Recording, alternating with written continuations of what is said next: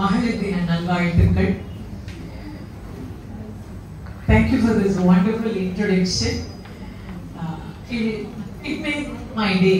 இதை விட வேற என்ன வேணும்? Somebody is looking up to me as a role model. அப்படிங்கிறது it gives me immense pleasure.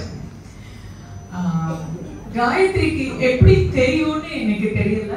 My first job as a student, I studied social work and community development. As a part of that post-graduation program, field la work பண்ணனும். என்னோட முதல் வேலை வந்து I worked for a special institution which takes care of children with special needs and children who have been abused.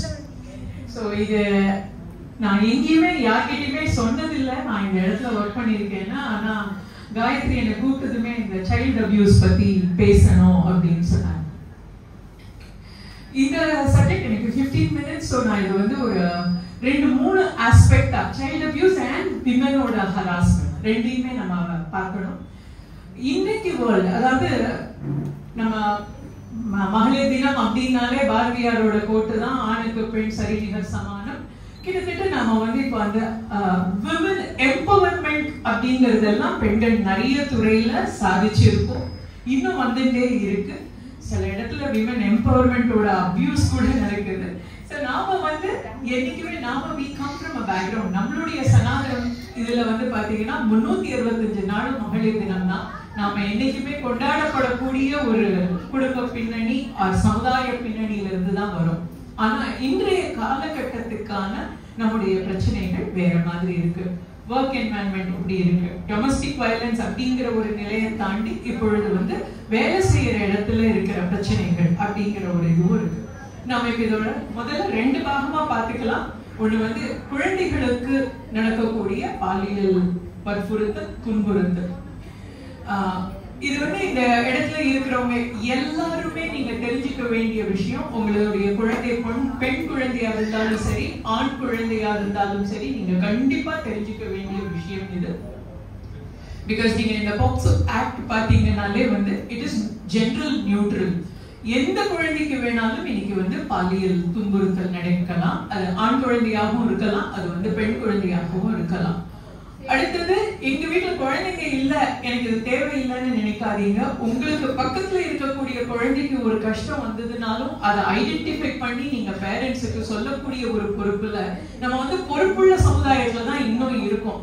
Even நம்ம plot system அபார்ட்மெண்ட்ஸ்ல குடியிருந்தா கூட பக்கத்து வீட்டுல என்ன நடக்குதுங்கிறத தெரிஞ்சு அவங்களுக்கு உறுதுணையா இருக்கக்கூடிய ஒரு சொசைட்டி தான் இன்னும் நம்ம கடைபிடிக்கிறோம். அதனாலையும் நீங்க தெரிஞ்சுக்க வேண்டியது ரொம்ப ரொம்ப அவசியம். ஒரு முதல் விஷயம் வந்து இந்த செக்ஷுவல் அபியூஸ்ல பாத்தீங்கன்னா, நீங்க ரிப்போர்ட் ஆன கேசஸே முதல்ல இதுல குறைவு. இப்பதான் வந்து நிறைய ரிப்போர்ட் பண்ணறாங்க. அப்படி ரிப்போர்ட் பண்ணறப்போ பெரும்பாலான ஆஃபென்ஸ், இந்த குற்றத்தை செய்பவர்கள்லாம் யாருன்னா இந்த குழந்தைக்கு குடும்ப நபர்கள் மூலமாக ஏற்கனவே அறிமுகம் ஆனவர்கள் தான்.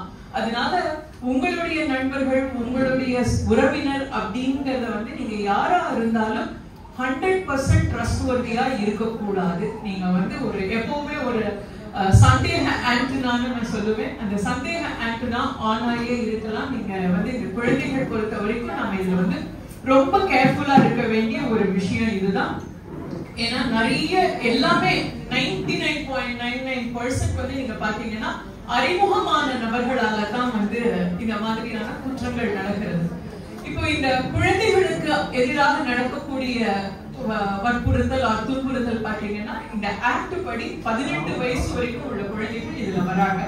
இந்த 18 வயசு வர குழந்தைகள்லயும் வந்து நம்ம 6 வயசுக்கு கீழே உள்ள குழந்தைகளுடைய ட்ரீட்மெண்ட் வேறவா இருக்கு, 12 வயசுக்கு உள்ள குழந்தைகளுடைய ட்ரீட்மெண்ட் வேற, 18 வயசு வரைக்கும் உள்ளது வந்து வேற மாதிரி இருக்கு. இந்த எல்லா குற்றங்களுக்குமே தண்டனை இருக்கு. பட் இது எல்லா குற்றங்களுமே நீங்க பாக்குறப்போ தெரிந்த நபர்களால வருது. அதனால நம்ம அந்த விஷயத்துல ரொம்ப ஜாகிரதையா இருக்கணும். இது வராம தடுக்கணும். இந்த குழந்தைய ஃபர்ஸ்ட் அப்ரோச் பண்ணும் போதே வீட்டுல பெரியவங்களுக்கு, பெற்றோருக்கு தெரிய வரணும் அப்படின்னா வீட்டுல முதல்ல நீங்க கண்டியூசிவ் என்வாயன்மெண்ட் இருக்கணும். நம்ம ஏதாவது சொன்னா அம்மா திட்டுவாங்க, அப்பா திட்டுவாங்க அப்படின்னு பயந்தே பல குழந்தைகள் வீட்டுல சொல்றது இல்லை. இது வளர்ந்த குழந்தைகளுக்கும் இது வந்து அப்ளிகபிள். 18 வயசுல வெளியில போறாங்க, காலேஜ்ல படிக்கிறாங்க, ப்ராப்ளம் வருது அப்படின்னா, ப்ராப்ளம் வந்தாலே முதல்ல நினைவுக்கு வர வேண்டியது அம்மா அப்பா. வீட்டுல நான் என்ன சொன்னாலும் ஏத்துக்குவாங்க.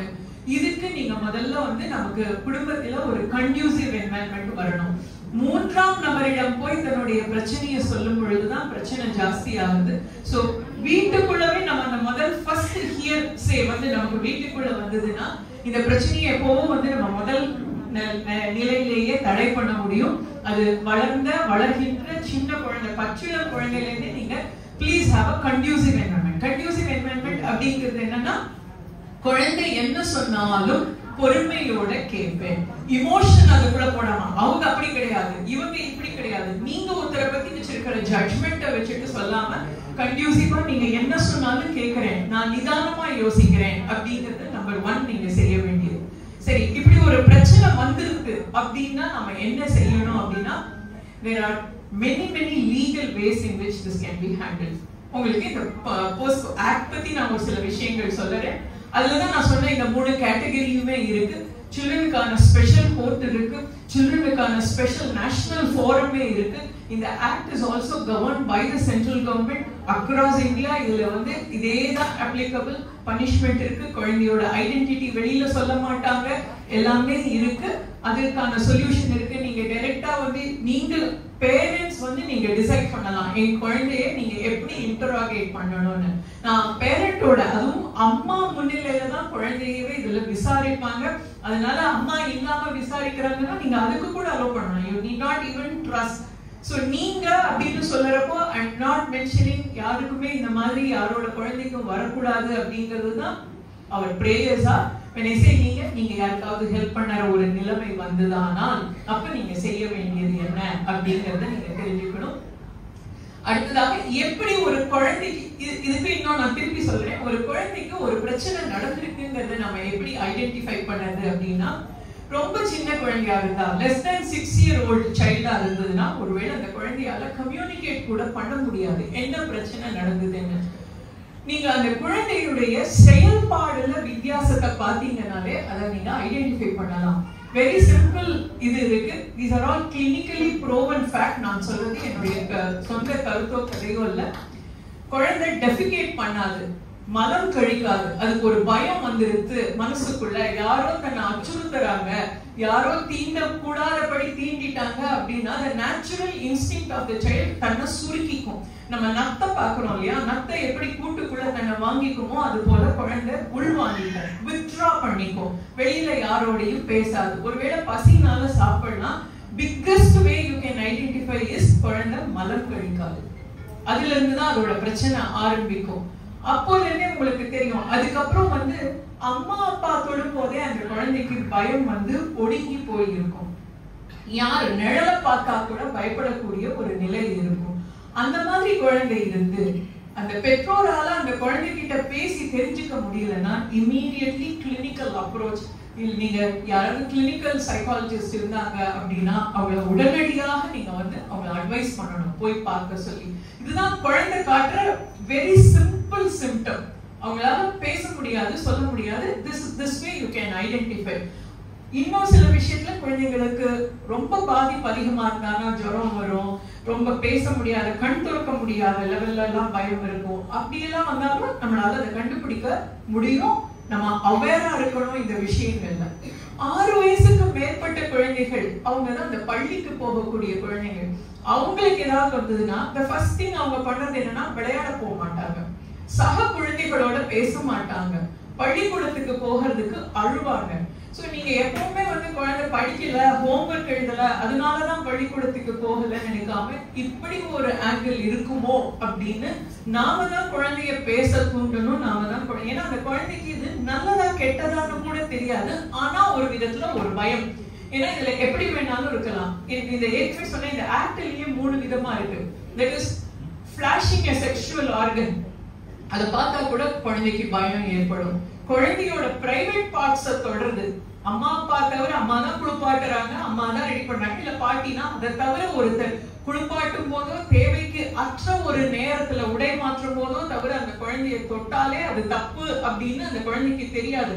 ஆனா அப்படி ஒண்ணு நடந்துச்சுன்னா அது குழந்தைக்கு ரொம்ப பாதிப்பை ஏற்படுத்தும். அதுவும் வந்து it is punishable under law.